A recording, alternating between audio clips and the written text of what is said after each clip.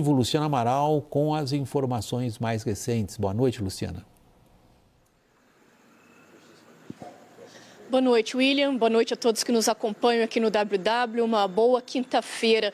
O ex-presidente Jair Bolsonaro participou de um seminário de comunicação do PL, o partido dele, e disse não estar preocupado com uma possível condenação, com uma possível prisão. Ele disse também estar com a consciência tranquila e também que não há nada além do que ele chamou de narrativas. Ele ainda disse, e aqui eu abro aspas, abre aspas, geralmente quem dá golpe é quem ganha. Agora, o duro é quando você é golpeado e te acusam de dar golpe. Eu estou tranquilo. Fecha aspas.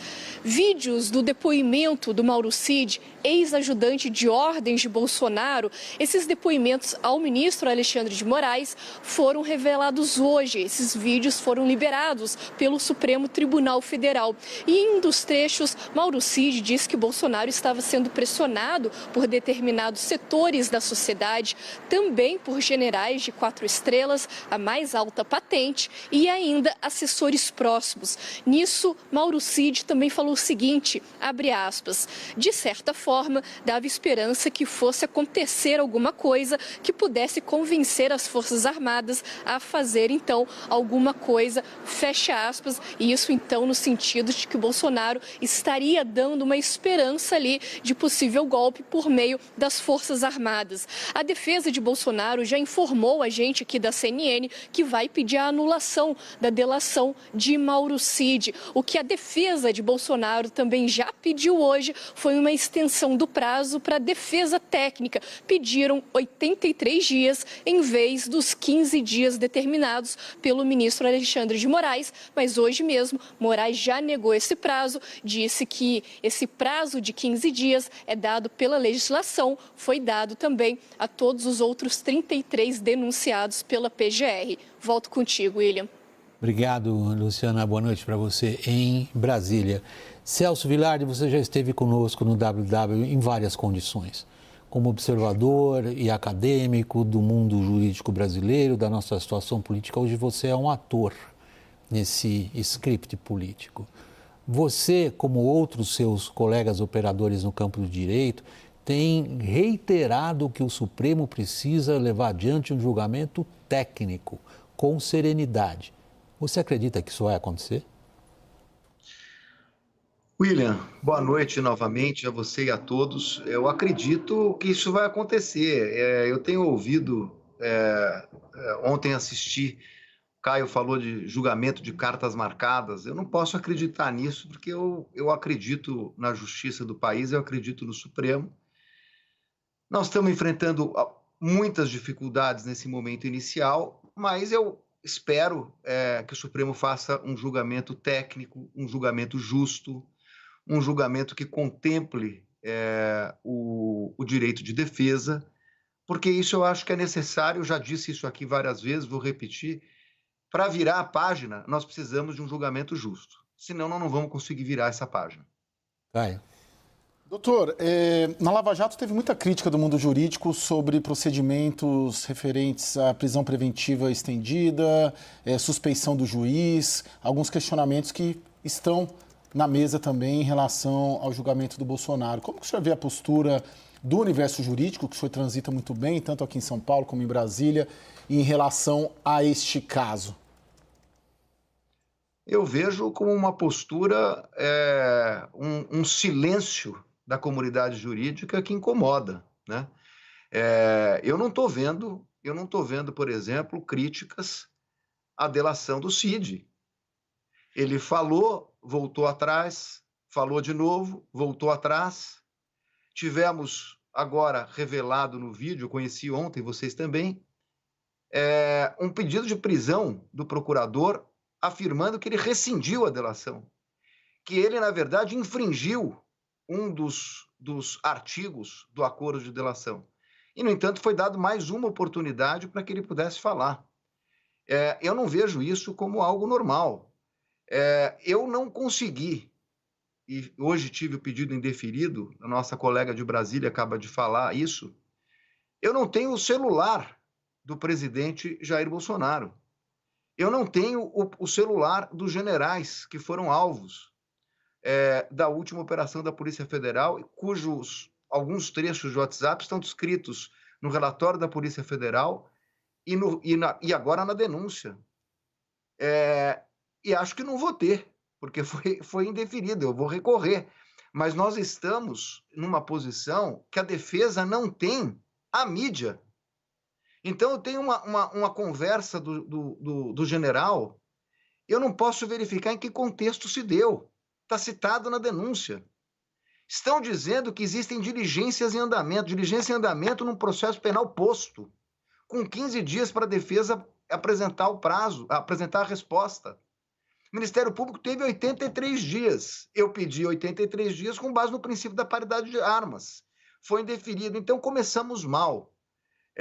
Eu acho que nós precisamos fazer uma reflexão e espero que a comunidade jurídica não se cale, porque senão vai passar uma impressão que a comunidade jurídica se indigna apenas para um lado. Doutor, muito obrigada aqui pela presença. O senhor, a sua estratégia e de outros advogados é justamente contestar a delação de Mauro Cid. Mas essa delação, lendo a denúncia do Procurador-Geral da República, ela vem recheada também de mensagens de WhatsApp, como o senhor mencionou, mas também de localização de celulares, mostrando onde as pessoas estavam, esses denunciados estavam, mas também com uma cronologia de fatos, que começa lá em março de 2021 até o 8 de janeiro de 2023. A minha pergunta, contestar a delação de Mauro Cid, que também foi, em alguns trechos, corroborado em alguma medida pelo ex-comandante do Exército e o ex-comandante da Força Aérea Brasileira, não é uma parte mais frágil nessa estratégia, já que também há outros dados que corroboram, vêm para reforçar essa delação? Jussara, boa noite, mas assim, respeitosamente eu discordo, né? Assim, primeiro, essa questão que está colocada na denúncia, que é uma história, uma narrativa muito simpática, né? Para quem quer condenar o Bolsonaro, de que a tentativa começou em 2021, né? Falta combinar essa história com o Código Penal. Quer dizer que nós estamos tendo um crime continuado desde uma tentativa continuada desde 2021. Então as autoridades acabaram prevaricando, porque ninguém prendeu, tinha um crime em curso. Nós vamos dizer que, na verdade, as manifestações contra as urnas é um início da tentativa de golpe, quando foi feito em 2020, quando o Bolsonaro era deputado, quando o Congresso votou pelo voto impresso, a Dilma vetou, o Congresso derrubou o veto, foi vetado. Então, assim, isso, com todo respeito, isso é uma história, um disse-me-disse, que, sinceramente, não tem a menor razoabilidade dentro da questão penal. Você, quando coloca na pergunta, traz diversos assuntos a respeito de corroborações de uma fala de um general, de uma fala de WhatsApp, etc. Repito, no WhatsApp eu não posso responder, não tem contexto, mas o cerne da acusação, pelo menos no que diz respeito ao presidente Bolsonaro, é da delação do Cid. Então, com todo respeito, essa é uma questão preliminar. Essa é uma questão preliminar. E vejam que existe uma inconsistência no próprio depoimento do Cid. Ele, ao mesmo tempo que faz uma acusação, no final do depoimento, que isso eu não estou vendo ninguém falar na mídia, ele diz, a respeito do trecho que foi citado agora há pouco aqui pela repórter, que diz o seguinte, que o Bolsonaro disse para ele que estava rezando para Deus, que Deus não costumava abandoná-lo, que ele estava esperando uma prova de fraude nas eleições, quando ele disse que alguma coisa podia acontecer até 31 de dezembro. Então não era uma questão de golpe, né? Ele diz isso na parte final da delação dele. E os fatos falam por si. Eu tenho citado, vou repetir, o ministro da Defesa, numa entrevista recente, disse que os comandantes do Exército não o atendiam para fazer a transição. Por que o atenderam? Porque ele ligou para o Bolsonaro mandou fazer a transmissão de poder. Houve posse antecipada. Então, com todo respeito, uma pessoa que quer dar golpe, colocar as Forças Armadas na rua, autoriza a transmissão de poder para os comandantes que foram nomeados pelo novo governo? Mas, enfim, isso é mérito, nós vamos discutir, mas, com todo respeito, o cerne está na delação. Doutora, eu queria tratar com o senhor da questão do prazo, que é o primeiro debate nessa largada sobre isso. Bolsonaro foi denunciado na terça-noite e intimado na quarta-feira pela manhã. Um processo, vamos dizer assim, normal, não estou dizendo que não seja esse, mas quanto tempo duraria, quanto tempo seria razoável um julgamento completo de um caso semelhante, o senhor que domina tanto a doutrina quanto a jurisprudência penal? Mais de ano, né, Caio? Já foi inédito, né, que um processo chegue às 10h30 da noite e haja uma intimação às 2 horas da tarde do dia seguinte. Eu estou com o prazo aberto, pedi dilação de prazo para 83 dias, foi o prazo do procurador, a mim não foi dado. Eu estou recebendo aqui, estava esperando para entrar no ar, estou recebendo aqui agora 6 procedimentos que foi concedido à vista hoje, despacho do ministro de ontem. Então, essa largada está muito complicada. Eu espero que as coisas se acomodem. Vamos trabalhar para isso. Jussara? Doutor, o senhor mencionou 3 planos que são citados na denúncia, que parte deles ali com a participação de militares generais. Eu queria saber o quão grave o senhor verifica esses planos e, mais, o senhor não vê a participação do ex-presidente Bolsonaro nesses planos? A minha questão é o seguinte, o senhor reconhece que há uma gravidade nesses planos que são apresentados, mas o ex-presidente não tinha conhecimento ou não deu aval para que ele fosse adiante? Não participou e não deu aval. Isso está evidenciado. Se pegar a delação do Cid, que é suspeita para dizer o mínimo e usar uma expressão elegante, nem ele diz isso. Nem ele diz isso. O problema é que há uma tendência, né, de se separar alguns trechos, retirando-os do contexto. Não pode. Por exemplo, está se colocando na mídia que o presidente Bolsonaro mandou monitorar o ministro Alexandre de Moraes.